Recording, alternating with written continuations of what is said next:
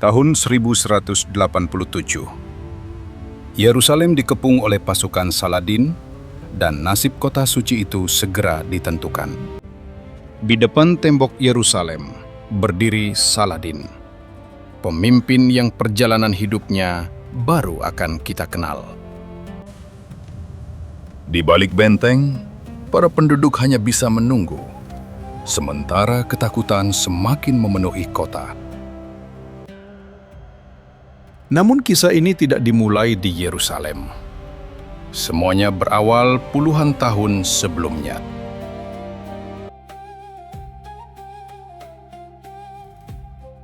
Saladin tumbuh di Damaskus sebagai pemuda yang tenang, jauh dari bayangan seorang penakluk besar. Berbeda dari para pejuang di sekelilingnya, Saladin lebih suka mengamati, belajar, dan memahami dunia sebelum mengangkat pedangnya. Suriah saat itu dipimpin Nur ad-Din, penguasa tegas yang bermimpi menyatukan wilayah-wilayah Muslim yang terus terpecah. Di antara para komandannya terdapat Sirkuh, paman Saladin, seorang prajurit keras yang telah menghabiskan hidupnya di medan perang. Di antara para komandannya terdapat Sirkuh, paman Saladin, seorang prajurit keras yang telah menghabiskan hidupnya di medan perang. Sementara itu, Mesir dilanda perebutan kekuasaan. Para pejabat saling bertikai ketika pemerintahan Fatimiyah semakin kehilangan kendali. Salah satu pejabat bernama Syawar kehilangan jabatan dan diusir. Ia pergi mencari bantuan untuk merebut kekuasaan kembali. Syawar datang menghadap Nur ad-Din. Ia menjanjikan kekayaan dan kesetiaan apabila pasukan Suriah membantunya. Nur ad-Din menerima permintaan itu dan menunjuk Sirkuh memimpin ekspedisi berbahaya melintasi wilayah musuh menuju Mesir. Tanpa diduga, Sirkuh memilih Saladin untuk ikut bersamanya. Pasukan mulai mengumpulkan air, makanan, senjata, dan kuda. Di hadapan mereka terbentang perjalanan panjang yang penuh bahaya. Gerbang kota akhirnya terbuka. Sirkuh memimpin dari depan, sementara Saladin mengikutinya. Mereka melewati sungai, jembatan, dan wilayah terbuka. Setiap langkah membawa pasukan semakin dekat ke perbatasan selatan. Panas, kehausan, dan perjalanan tanpa akhir mulai menguras tenaga. Namun tidak seorang pun berani meninggalkan barisan. Pada malam hari, Sirkuh mengajarkan bahwa perang bukan hanya keberanian, tetapi juga tentang keputusan dan nyawa manusia. Pemandangan hijau perlahan menghilang. Di hadapan mereka, kini hanya terbentang gurun luas dan panas. Hari demi hari, rombongan terus berjalan melintasi pasir. Mesir masih jauh, tetapi mereka tidak memiliki jalan untuk kembali. Hingga akhirnya, sungai Nil terlihat. Saladin belum menyadari bahwa negeri inilah yang akan mengangkat namanya.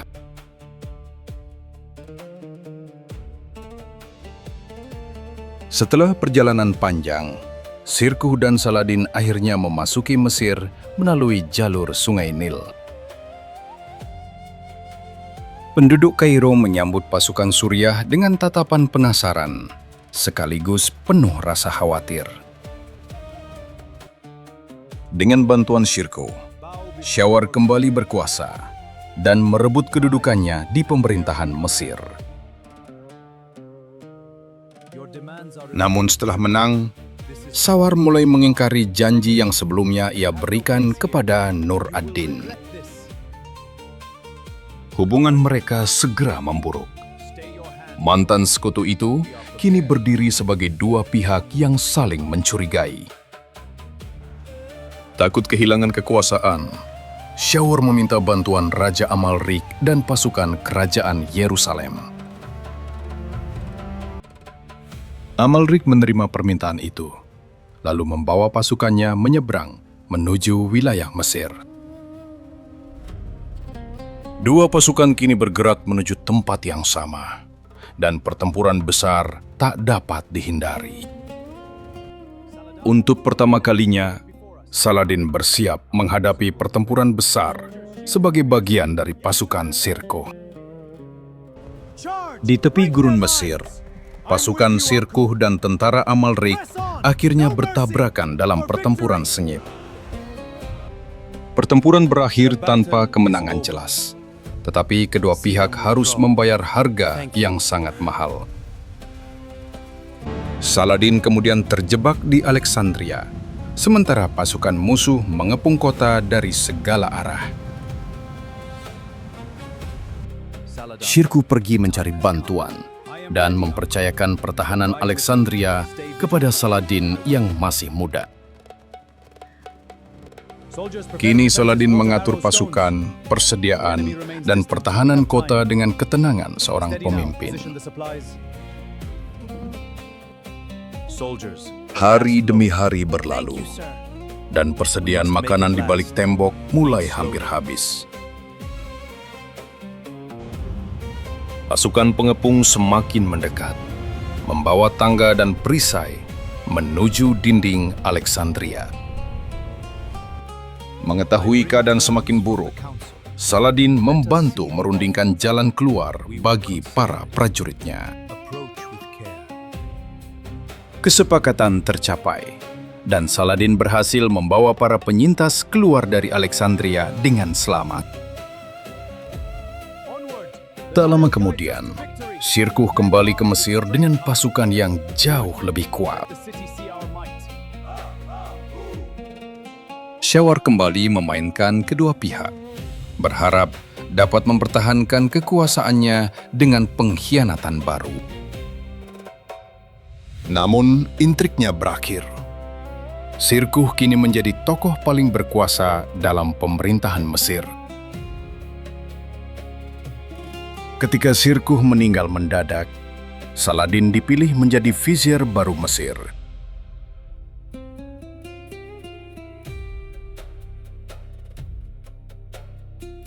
Sebagai vizier baru, Saladin harus menenangkan pejabat yang terpecah dan mengendalikan pemerintahan Mesir yang penuh intrik.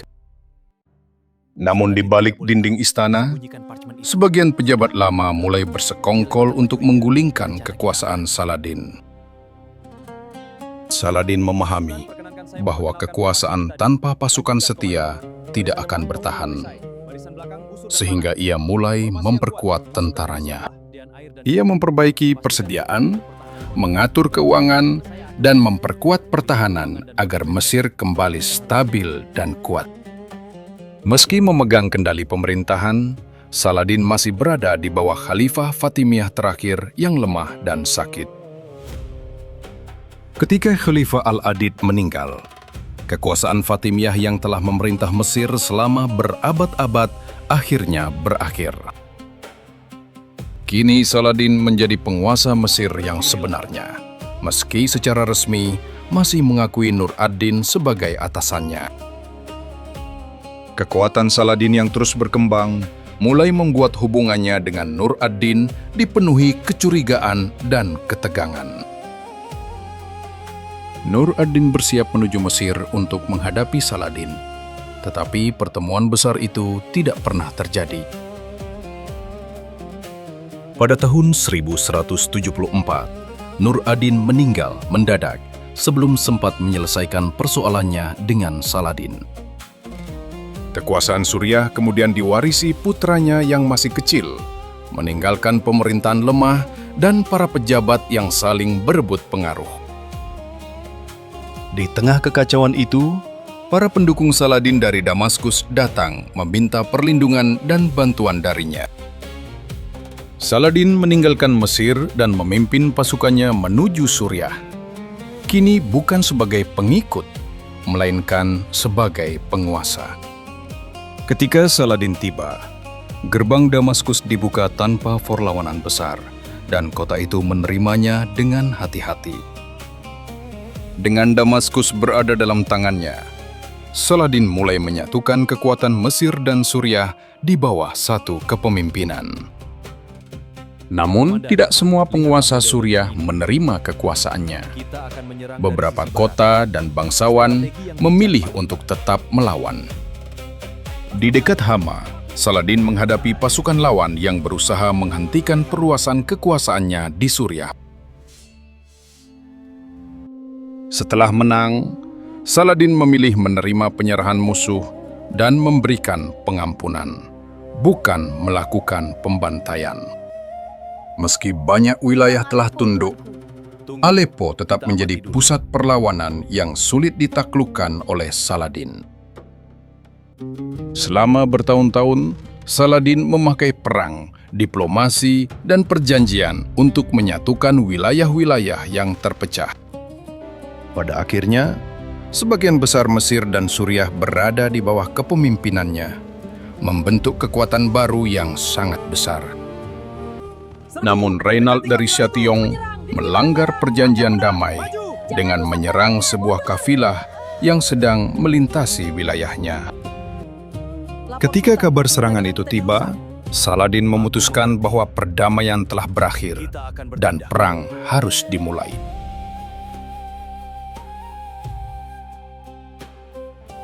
Saladin memanggil pasukan dari Mesir, Suriah, dan wilayah sekutunya untuk menghadapi kerajaan Yerusalem. Berbagai pasukan berkumpul di bawah satu komando, membentuk kekuatan terbesar yang pernah dipimpin Saladin. Mendengar pergerakan Saladin, Raja Gui mengumpulkan para bangsawan dan pasukan kerajaan Yerusalem. Meski diperingatkan agar tetap dekat sumber air, Guy memilih mengikuti desakan Reynald untuk bergerak. Saladin menyerang Tiberias, memaksa pasukan Yerusalem memilih antara bertahan atau menempuh wilayah kering. Guy akhirnya meninggalkan sumber air Sephoria dan membawa pasukannya menuju Tiberias di bawah panas gurun. Dari kejauhan, Saladin melihat musuh memasuki wilayah kering dan menyadari bahwa rencananya berhasil. Pemanah berkuda Saladin terus menyerang dari kejauhan, memperlambat perjalanan dan menguras tenaga pasukan Guy. Panas, debu, dan kehausan mulai menghancurkan disiplin pasukan Yerusalem yang semakin sulit bergerak. Malam tiba, tetapi mereka masih jauh dari air dan terpaksa berkemah dalam kondisi kelelahan. Saat fajar, asap dari semak kering bergerak ke arah mereka, menambah panas dan sesak. Di antara bukit kembar Hatin, pasukan Goy akhirnya menyadari bahwa mereka telah dikepung sepenuhnya. Saladin kemudian memerintahkan serangan terakhir terhadap pasukan yang telah lemah karena panas dan kehausan. Barisan pertahanan Guy mulai terbuka, dan prajurit yang kelelahan mundur tanpa mampu bertahan lebih lama. Setelah kekalahan itu, Guy, Reynald, dan banyak bangsawan ditangkap oleh pasukan Saladin. Di dalam tenda, Saladin memberi Guy air, sebuah tanda bahwa sang raja akan dibiarkan hidup. Namun Reynald harus menghadapi tuduhan atas pengkhianatan, pelanggaran perjanjian, dan serangan terhadap kafilah. Reynald kemudian dihukum, sementara Guy tetap hidup dan dibawa pergi sebagai tawanan. Setelah kemenangan di Hatin, banyak kota dan benteng menyerah, membuka jalan menuju Yerusalem. Di dalam kota, Balian dari Ibelin mengatur persediaan dan menyiapkan sedikit pasukan untuk bertahan. Saladin akhirnya tiba di hadapan Yerusalem dengan pasukan yang kini jauh lebih kuat dan bersatu. Pengepungan dimulai. sementara Balian mencoba mempertahankan tembok kota dengan sumber daya yang sangat terbatas. Setelah perundingan, Yerusalem diserahkan kepada Saladin tanpa pembantaian besar terhadap penduduknya.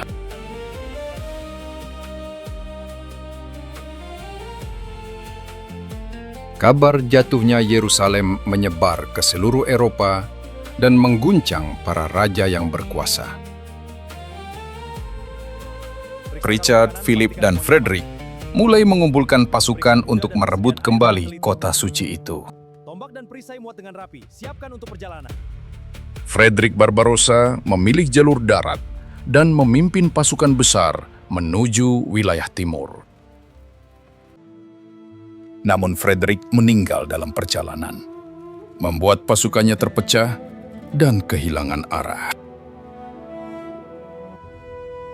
Sementara itu, Acre dikepung dari luar, sementara Saladin mengepung para pengepung dari kejauhan. Saladin berulang kali menyerang perkemahan Eropa demi menolong pasukannya yang terjebak di Acre. Richard meninggalkan Eropa lewat laut, membawa pasukan dan harapan baru menuju Tanah Suci. Kedatangan Richard di Acre segera membangkitkan semangat para pengepung yang mulai kehilangan tenaga. Bersama Philip, Richard meningkatkan tekanan dan membuat pertahanan Acre semakin sulit bertahan. Di dalam kota, makanan menipis, air terbatas, dan para pembela mulai kehilangan kekuatan. Akhirnya, Acre menyerah kepada Richard dan Philip setelah pengepungan panjang yang melelahkan. Ketika perundingan tawanan gagal, Richard mengambil keputusan gelap yang tidak mampu dihentikan Saladin. Tak lama kemudian, Philip meninggalkan timur dan menyerahkan kepemimpinan utama kepada Richard. Richard bergerak menyusuri pantai menuju Java, sementara Saladin terus mengawasi dari pedalaman. Pasukan berkuda Saladin menyerang dari kejauhan, tetapi barisan Richard tetap disiplin dan tidak pecah. Di dekat Arsuf, gangguan kecil akhirnya berubah menjadi pertempuran besar antara dua pasukan. Ketika tekanannya memuncak, Richard memerintahkan serangan balasan dan memimpin kavaleri dari depan. Pasukan Saladin mundur dari Arsuf, tetapi tetap teratur dan tidak hancur sepenuhnya. Richard menguasai Java dan menjadikannya pangkalan penting untuk mengancam Yerusalem. Awasi setiap gerakan.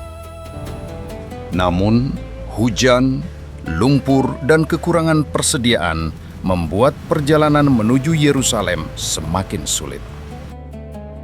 Richard melihat Yerusalem dari kejauhan, tetapi memutuskan bahwa merebutnya terlalu berisiko.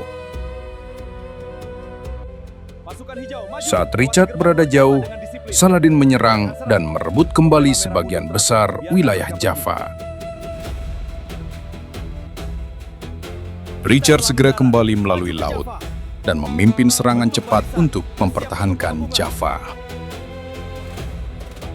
Setelah perang panjang, Saladin dan Richard akhirnya menyetujui perjanjian damai melalui utusan. Yerusalem tetap berada di bawah Saladin, tetapi para peziarah tetap diizinkan memasuki kota. Richard akhirnya meninggalkan Tanah Suci tanpa pernah bertemu Saladin secara langsung. Saladin kembali ke Damaskus dalam keadaan lelah, sementara kesehatannya mulai menurun.